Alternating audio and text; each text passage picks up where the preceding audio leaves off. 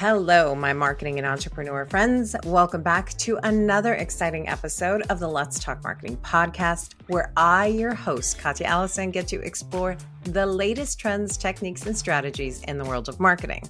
Today, I am thrilled to welcome Gabija Adele to the show. Now, Gabi is the founder of Capital Boost, which is Prague's first outsourced sales agency, which has rapidly grown to achieve $10K in monthly recurring revenue in just 8 months.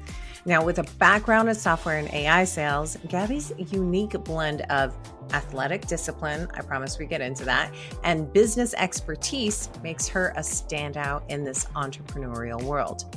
Now, in today's episode, we're going to get into the crucial topic of sales and marketing collaboration. Now, Gabi shares her insights on why aligning these two areas in an organization is vital for the success and how data-driven insights and feedback loops can drive growth. We'll also discuss her journey from marketing to sales, or sales to marketing, and challenges she's faced and her advice on really fostering better teamwork between these essential functions of sales and marketing. So you know the drill. Grab your favorite beverage, sit back, and let's dive into it. Let's talk marketing.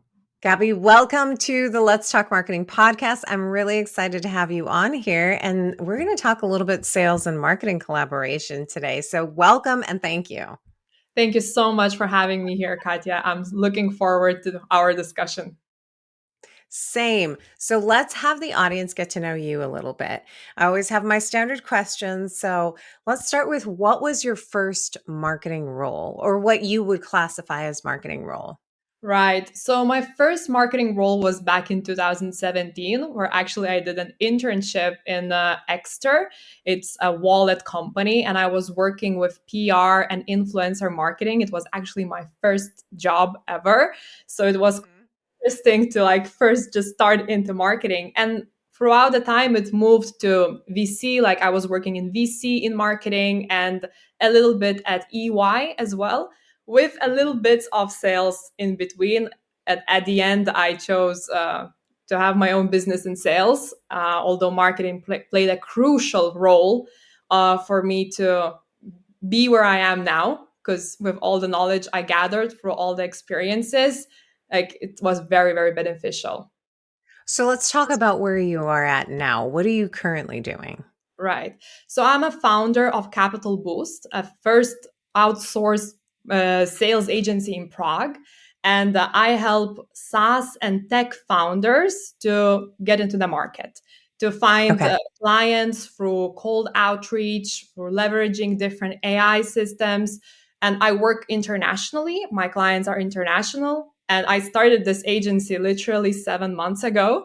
So from then to now, I have 6 clients, and we are also growing. I'm quite excited about it, actually. So that's what I'm doing at the moment. Now, before I dive into the next set of questions, I do want to go back to where you started and where you're at now, because, before we hopped onto the podcast, I said, you're traditionally sales, and you're like, no, I started in marketing and then transitioned to sales. I always feel like that's a natural transition. Oftentimes you hear sales into marketing, but I would love to get your perspective on what did you learn from being in a marketing role that has really benefited you into where you're at now? Do you find that there's something that you continue to carry over? Yeah, definitely. I am by heart a very creative person, and I love what marketing taught me in that aspect of how to be a bit more bolder and with my messaging, with the marketing campaigns and everything. The reason why I moved to sales, it was because I loved face-to-face interaction. I love talking with people. And that was what I was missing initially in marketing. Maybe I didn't go into the, highest point of marketing, but I just felt like I wanted to, I don't know, go more into the sales side, because I'm also good in negotiations part. I wanted to test it out. And then when I tested those waters, I ended up there.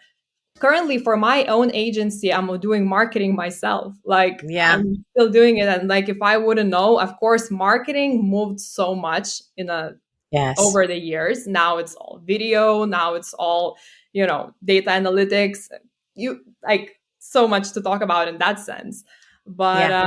without my previous knowledge, like it would be hard to do sales because they're very intertwined and very I it's important. I agree absolutely. I think that marketing is sales and sales is marketing. I think it's more of the channel of distribution is very different, right?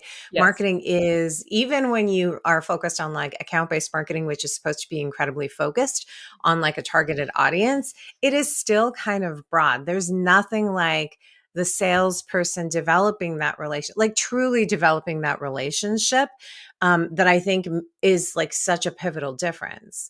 And Right. that being said, you kind of already touched on this a little bit about what you like the face to face in regards to what you're currently doing. But I'd love to know, what do you love about what you do outside of that?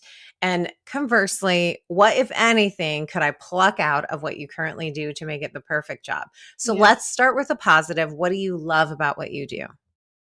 I would say the dynamic nature of the work.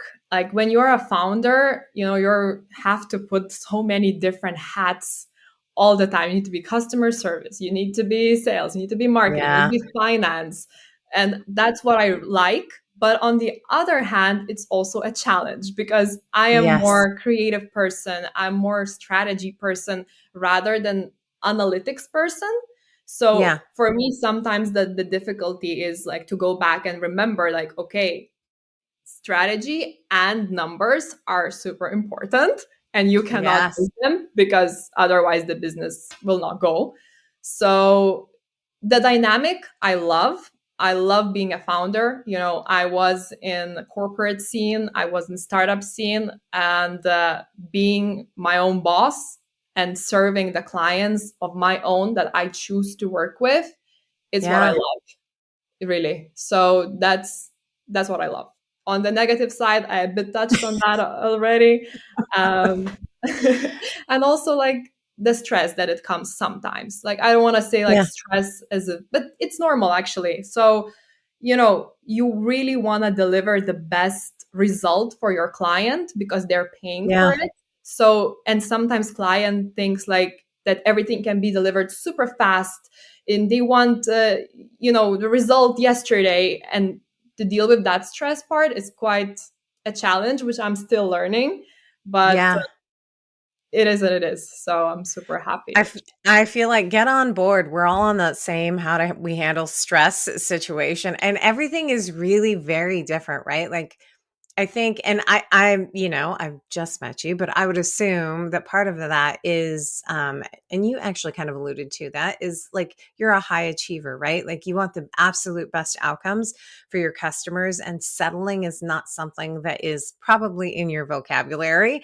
I No. think that amps up the stress level sometimes, you know what I mean? Yes. Yes, for sure. For sure. I used to be a professional athlete as well for Mhm. 14 years. I still hold Lithuanian record. So I think part of my character also comes from that, like high Oh, achieving, big absolutely. goals, and dealing with stress is part of the game always. And it's always changing. And Always. but yeah. Absolutely. What were you an athlete in? Fin swimming. It's a fastest swimming in the world. There is not an Olympic sport, but I used to compete in World Cups and World Championships. It's basically like imagine a mermaid. So Yeah, it's yeah. yeah, so it's that How basically. interesting. Also very surprising that it's not an Olympic sport, just based on all of the different Olympic sports that have come out. But wow, ooh, fun fact about you. I love that. Now, in your business, I would imagine you have to be able to stay up to date on the trends. So give us your secret to how you're staying up to date on the trends. Are you subscribed to a specific newsletter? Are you an avid book reader? Do you network? How are you staying up to date on the trends so that you ensure that the strategies that you develop for your customers, even from a sales perspective and even for yourself, are exactly like what you should be doing? Right. So I'm always like LinkedIn is my main platform for selling apart from cold emails, and I every day engage with individuals on LinkedIn, and have calls with them. So definitely from Yeah. thought leaders on LinkedIn. I am a regular attendee for conferences, networking events. Like, that's what gives me energy, and that's also the Yeah. best way to sign clients as well nowadays. Yeah. So these two parts as well. I'm a book reader. I am, and I try to read as many business books as possible, like how much I can squeeze them in. Like, currently, I just finished AI into 2040. So that's like, how Mm, AI will develop. Super yeah. interesting book. I now don't remember the author of the top of my head, but this one's definitely worth attention. And also, I try to read business news, and as well as McKinsey's strategy. So, like, Yeah. white papers, things like that.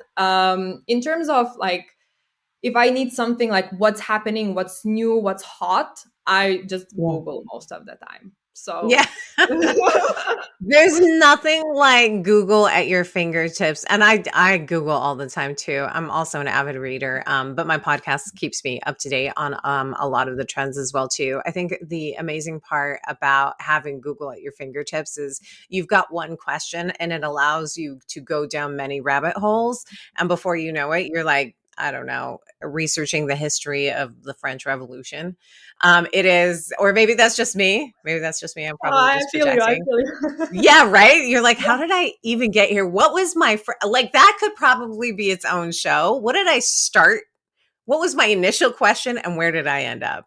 Yeah. I love that. I love that. Well, now I have you on here because we're going to talk about marketing and sales collaboration. I had told you like this is a top question that I get all the time. Like, how does marketing and sales collaborate? Now, before we dive into just kind of a how to, I'd love to hear from your perspective what you think the benefits are of having a marketing and a sales team collaborate with one another.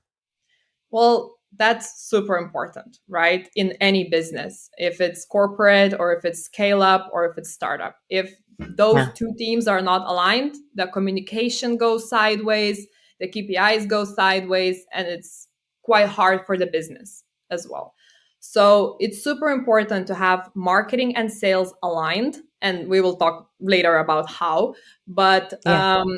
because we need to ensure that the messaging is the same for the client. Yes. The conversion is also, like, it needs to be a unified approach to the client. So that's one of the main reasons why marketing doesn't go with sales. Plus, marketing creates so many good tools. Oh, again, it depends if it's B2B or B2C we're talking. There's Yeah. many nuances in there. But ideally, like, let's say in B2B sales, marketing creates events, right? That potential customers can go to, as well as case studies, which is super important. Setting up campaigns on which you can Yeah. sometimes get even better leads than from Yeah. sales. So if those two are not aligned and marketing is targeting one and sales is doing their own thing, it's not gonna work. So it's very Yeah. important. I mean, I think the word we underline in there is alignment, right? We all have to be marching towards the exact same goal. I think what we get from those efforts are slightly different.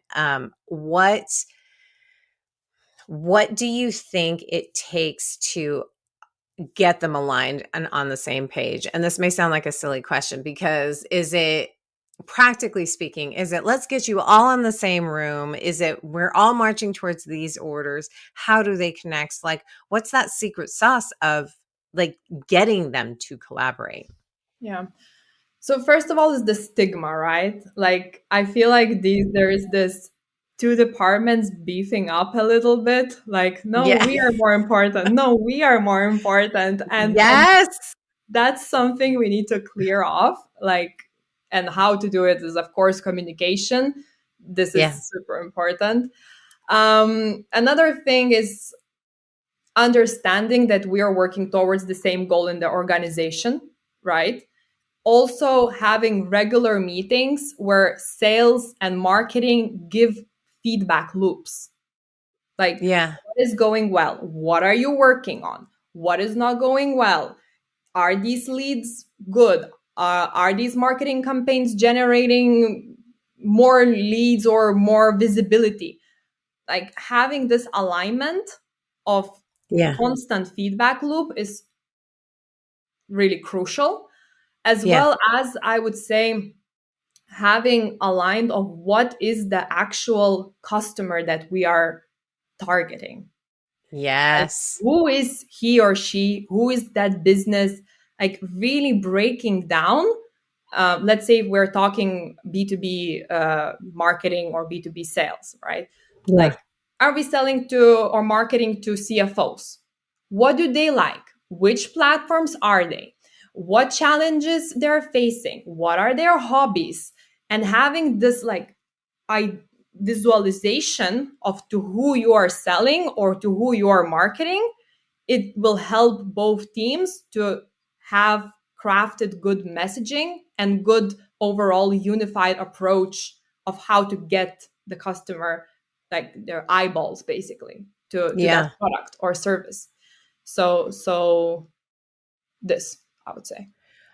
So you definitely struck a nerve here because I feel very passionate about this. Because what I hear you say is, it's communication between sales and marketing that's going to be key. And it's not just initial communication, it's ensuring that you have a feedback loop of communication and that the questions that you're asking are very specific, right? Like, I want to know the lead that I got you. Was it a good lead? If not, then why? Because that helps marketing and it also helps support the sales team as well too. But the other thing that you said was the persona, right? Like, who are you actually going after? And I defined well, from a marketing perspective, we have all of these different personas, right? That we're creating and crafting, and we're all kind of going after that. But I think like there is this ideal customer profile that is almost like the umbrella for the entire buying committee for that ideal customer profile. What are your thoughts on ideal customer profile? And actually, even before you give me your thoughts, I'd love for you to define ideal customer profile. This is such a thought experiment for me because I've been asking people what their definition of it is because I, as a marketer, look at it very differently. Mhm. So I'm curious, how do you define what an ICP is, an ideal customer profile? In sales, we define it by their role in the organization, the size Okay. of the organization, geography to Hmm. where they are located. As so, these are, I think, the main ones because I use a lot Sales Navigator, LinkedIn Sales Yeah, Navigator. love Sales Navigator. Me too. I love it. So filtering it out like that. But I recently attended a training on ICP, and they were Yeah. saying you really need to break down like as if that buying persona is you. Like, imagine, like, as an example, finance. Again, I'm coming back, or we can take another one, but finance. No, stick with finance. We're good. We're good. CFO, right? Like, I wake up in the morning as a CFO. What do I do? Which social media I'm checking? What are my thoughts? Which outlets I'm reading? Right? What are my responsibilities? What are the main problems that I'm facing? Because in marketing and in sales, to have the ideal ICP, you have to focus on the problem, not on Yes. their services and we are the best and here are the benefits and bombarding people with benefits. No, Good. it's more like a doctor coming as a Yeah. doctor. So what are you struggling with? uh, Yeah. what is hurting? Like, and when you identify your ICP, like what is hurting for them and what daily struggles they're facing, that really Yeah. helps to narrow down of the ideal persona you are targeting. And then you can target your marketing communication and the videos creating or the campaigns that the marketeers are setting to really tailor it down. And also, like in that training, we're having, okay, how many kids do they have? Like really looking down I into, know. yeah. That's really building out those personas. And I think it's interesting because a lot of people don't know how to leverage those. Um, how to really leverage them effectively, right? From a sales perspective, well, I'm not a salesperson, so I can't answer from a sales perspective how you would use that level of detail. So I will tee that question up to you. Let's say you have like that all broken down from a sales perspective. How do you leverage that information? Like for instance, in the first outreach messaging, if it's super cold, you don't need that much detail. But Yeah, I noticed that you dropped off your kids because you have 2.5 kids. That would be creepy. There's definitely a line of like, there's a line. yeah, but when you hop on a call and, for instance, Yeah. you've been following that person for a longer time on LinkedIn or you've checked their social media, I know it sounds a bit like stalking, but it's nice to ask, like, oh, where did you go for a vacation? Like to break this, to break Yeah. the initial conversation down, and having more warm communication with them. So I think that's important in understanding also, like the ICP in sales helps you to understand how fast they will buy, like the Ooh, sales cycle. how does that inform how quickly they will buy? Well, it depends. Most of the time CFOs are very analytical, right? Mhm. So they will really need a lot of documents. They will check everything. They will be really narrowed on their perspective on the buying. If you're dealing with salespeople, most of the time, well, half of the salespeople are very spontaneous. So they're like, okay, let's go, let's do, let's try, let's see. So it's a little bit playing around like that, but it definitely helps to understand to who you're selling or to who you're marketing, and it helps. Yeah, it just helps. The more detail you know, the more knowledge you know about that person that you're Yeah. selling to. Like it's gonna just help out to ease the process and make it more efficient. So I couldn't agree more. And I think as a marketer, I take a look at ICP. And for me, ICP informs my content marketing strategy, but it also informs from a very basic level, like a demographic, firmographics level. What can I put on my form that helps the sales team so that I can then score this lead that's coming in? Right. I think that oftentimes forms have like first name, last name, email, but like you can gather a little bit more information that helps get you closer to your ICP. So I always encourage people to take a look at your ICP and see, are there questions on your form that you can ask that will get you closer to knowing whether they are your ICP?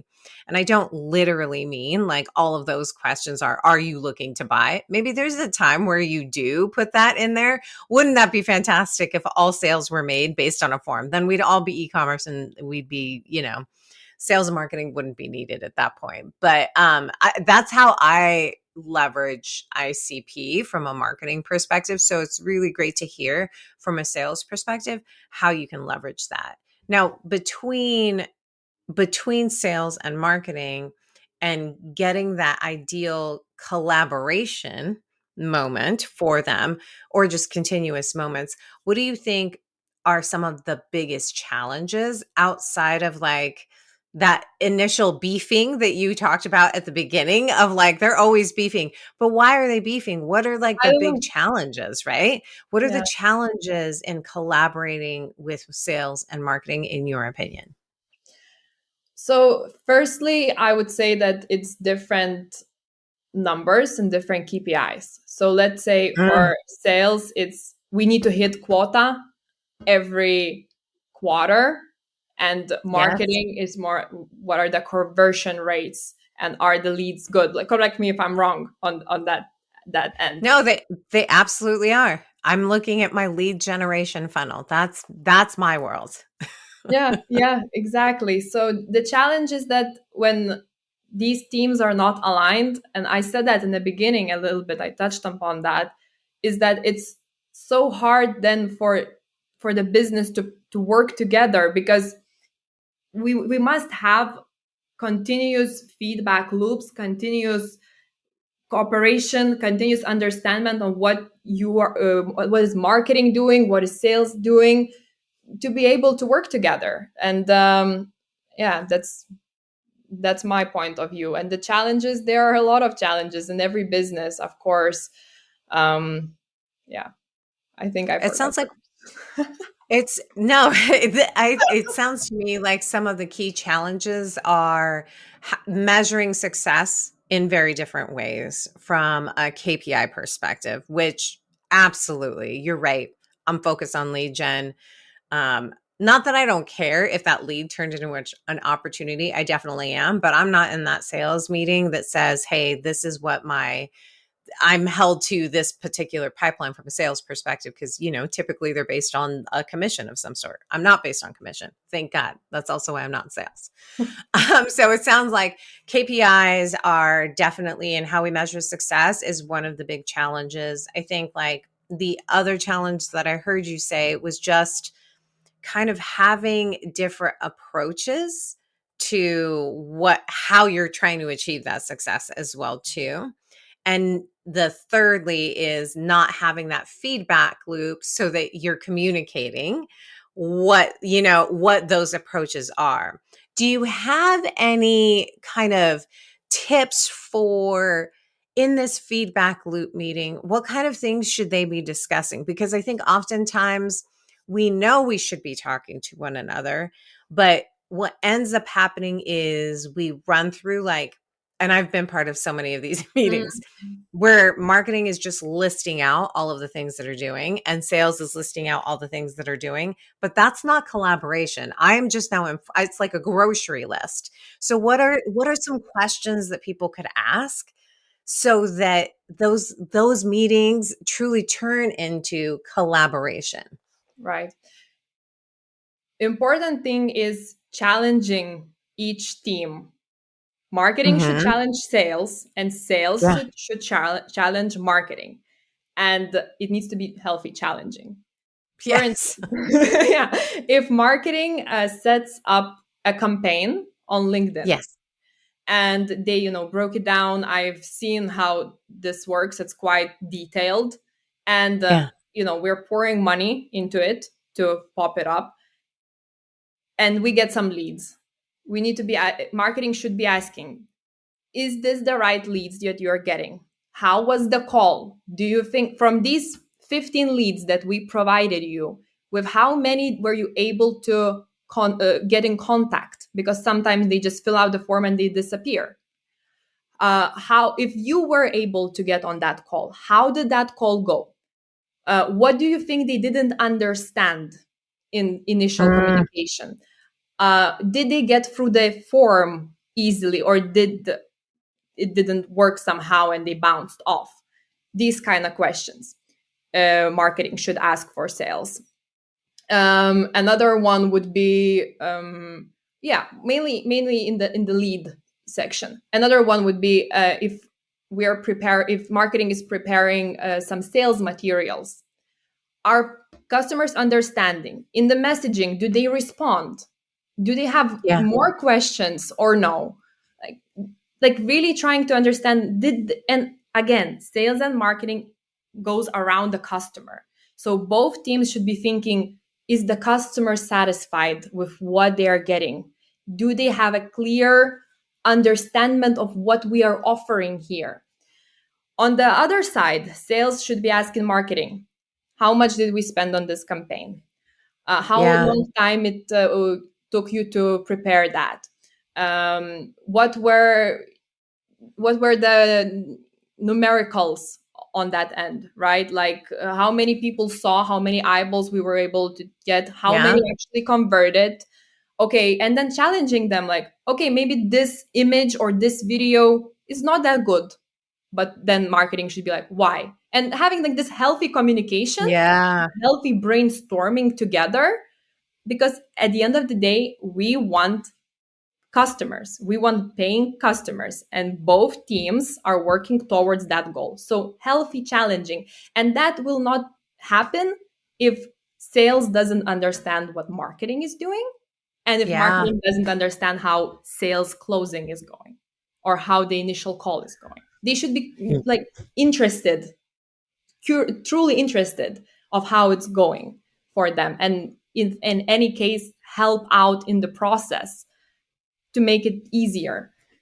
Like for instance, I got my previous job, I'm very good at copywriting. I don't know Mhm. why, I love it. My It's because you're creative. perhaps, I don't know. And then marketing asked me, they were creating some ads and they asked me to look through it because I was sending communications to clients that were converting. So I looked and we brainstormed together, and that was Yeah. very healthy. And that was very nice because they were challenging me and I was challenging them. So in that scenario, I would say. I love the questions that you posed. And when you were posing as a marketer to the salesperson, all those questions, I like naturally, I'm like, yeah, absolutely. I want to ask all of those questions. Yeah. But I have to be honest with you. I don't know that sales has ever asked me the questions that you have posed, which if they did, I don't know, it would warm my heart a little bit to know, like, because then it does feel like a shared language. And sometimes I think that's where the beef comes from, right? The beef comes from like, I don't work for you, you don't work for me. We're just trying to work together. But I love the idea of sales asking marketing, how much did you spend on there? What was the return on it? How many people did see it and how many people maybe clicked? How many people, oh, like all of this information is what I obsess over because like I have told everybody, I am a big data dork. Mhm. I make data driven decisions. I base strategy based on the data that's coming in. And as a marketer, I'm looking at multiple points. And I know as a salesperson, you are as well too. What do you think are some kind of shared data points between sales and marketing to help build a bridge in like the data communication so that it doesn't feel so like, oh, you're just worried about lead gen and you're just worried about meeting your quota. Do you Yeah. think that there's some shared data in those Yeah. collaboration meetings? Yeah. Two I can think of is customer acquisition cost and Love that. cost per lead. Like how much Okay. do it cost for us, and everything is in the cost. So these two that comes like right now in top of my head. And well, conversion rate, because it's both for sales and for marketing. Like what is Yeah. the funnel, like the funnel, how is it going? So I know the funnel. I feel like I have the funnel tattooed in my brain. The conversations are constant about the funnel, but I also understand why. And I think it was just a couple weeks ago, I was sharing my screen and I said, I want you to see what it is that I'm reporting on. When I talk about my funnel, this is my funnel.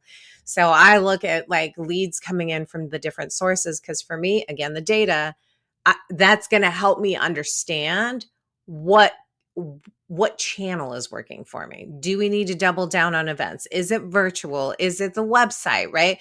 Is it that marketing collateral that is going out there? Or is it our partnerships that are not just, maybe it's not the most leads, but the highest conversion, right? So I'm looking at number of leads, how long it takes them to go down the funnel. And I love it.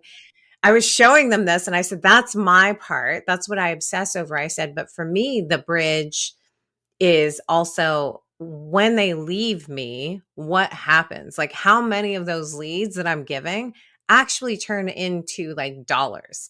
And that's where like that pipeline comes in. Like, hey, this is the marketing pipeline. It's not actually money in the bank, but it gives you a little bit of information. And I always feel like when I'm talking money to the sales team, like that's a shared language we can all get behind. So yeah, I like the funnels, and then they have their own set of funnels that I'll look at, but I won't obsess over as much as I obsess over mine. So I think it's funny that you said that. Yeah, that's This awesome. has been this has been so fantastic. I could talk about this forever. I do have one final question for you. And the question is, if you knew then what you know now, what is the advice that you give to yourself?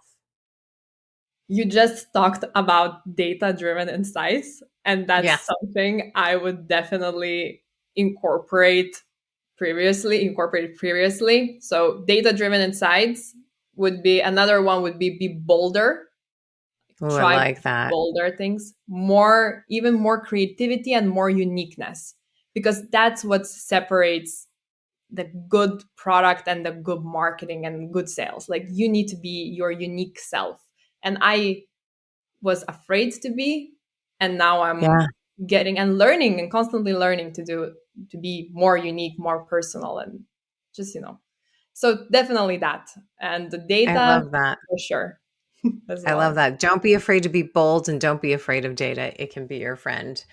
Well, Exactly. thank you so much for coming on here and just sharing your story, sharing your wealth of knowledge. I think that, as listeners, we're all going to gain something from it because it's going to be whether you are any part of the marketing organization, any part of a sales organization, these two groups have to be able to work together. So hopefully everybody took away some really great tips. Thank you so much for coming on here. Thank you so much. I really, really enjoyed it. I hope that you guys found that episode just as insightful as I did. I am ready to give you what my key takeaways are. Key takeaway number one, kind of obvious, sales and marketing collaboration means constant communication. Now, during this episode, we went over why regular and effective communication is key to a successful sales and marketing collaboration. It is important to have continuous feedback loops and regular meetings where both teams can discuss lead quality, campaign performance, and customer satisfaction among that's also a sampling of what they should discuss, right? Sales should challenge marketing about campaign costs and outcomes, while marketing should question sales on lead quality and follow up. This kind of constructive dialogue really ensures that both of the teams are aligned and working towards the same goals, making it so much easier for the business to achieve its objectives. Now, from a practical standpoint, keeping these lines of communication open between sales and marketing can make such a huge difference. This feedback loop is where both sides learn from each other and adjust their strategies accordingly. For instance, if marketing knows what kind of leads sales find most valuable, we can fine tune the campaigns to generate better quality leads. We're all in this for the same thing. And on the other side of the coin, sales can provide insights into how well the marketing messages are resonating with those customers or with these prospective customers. This regular exchange not only improves the effectiveness of both teams, but it also ensures that everyone is focused on delivering the best possible experience for customers and prospects. Key takeaway number two, align sales and marketing with a shared ICP. I feel very passionate about the ICP, which is the ideal customer profile. Now, a shared understanding of the ICP is crucial for effective sales and marketing teams. Sales and marketing should really also work together to define their ICP by considering factors like role, organization size, and geography, right? Basic demographics, firmographics. But it's not just about these basics. Understanding the daily challenges and the needs of this ideal customer can make your messaging much more impactful and streamline the sales process. The more you know about a customer's pain points, the easier it becomes to tailor your approach and make the sales process much more efficient. Now, syncing up on ICP means you're not just aiming for an audience, you're targeting the right one with precision. Think ABM. That one, ABM has been such a hot topic, I feel like, in the last few months, or a hot topic in a lot of the conversations I've had. But that's fine tuning, obviously, who your audience is, right? Or knowing who that is. When both sales and marketing teams share a deep understanding of ICP, they can really craft more effective strategies and communications. This alignment helps in predicting how leads will move through the sales funnel, and it ensures that marketing efforts are not wasted. From personal experience, I have found that when teams collaborate closely on defining and understanding their ICP, it truly does lead to more successful campaigns and smoother sales processes. It's all about making sure everyone is on the same page and working towards the same goal. Now, my key takeaway number three, I feel like is really obvious, but I wanted to really call it out, which is, Let's talk about the benefits of connected sales and marketing organization, right? So my third key takeaway is the benefits. It can lead to more effective campaigns and better customer experience and prospect experience, right? When both teams work together, they ensure that the messaging is consistent and strategies are unified, which really helps in generating higher quality leads. Bonus is it's great from a brand awareness perspective. They need to be able to hear and see the same thing over and over again. Now, marketing can create valuable resources like events and case studies that support the sales efforts, and a collaborative approach means both teams can leverage these tools for better results. So I'm no longer just creating a case study to create a case study. I'm creating something that the sales team knows how to go out there in the wild world and execute on it. Being on the same page is crucial for success. When these teams work together in harmony, there is such thing, trust me. They can maximize the impact of their efforts, from generating high quality leads to providing, again, that consistent customer experience or prospect experience. This alignment allows for better use of marketing assets and a more cohesive strategy, which ultimately leads to more leads, right? Stronger overall business performance. Now, what did you take away from today's episode? I want to hear it. Post it on the Let's Talk Marketing LinkedIn page or the YouTube channel. Leave it in a review on Apple. Slide into my DMs on LinkedIn. Let's keep the conversation going. A very special thank you to my podcast editor, Johnny Ike. And thanks to you for spending your time with me today. Until next time, may the conversation flow, the laughter linger, and the outlook remain optimistic but grounded in reality. This is Katya, signing off.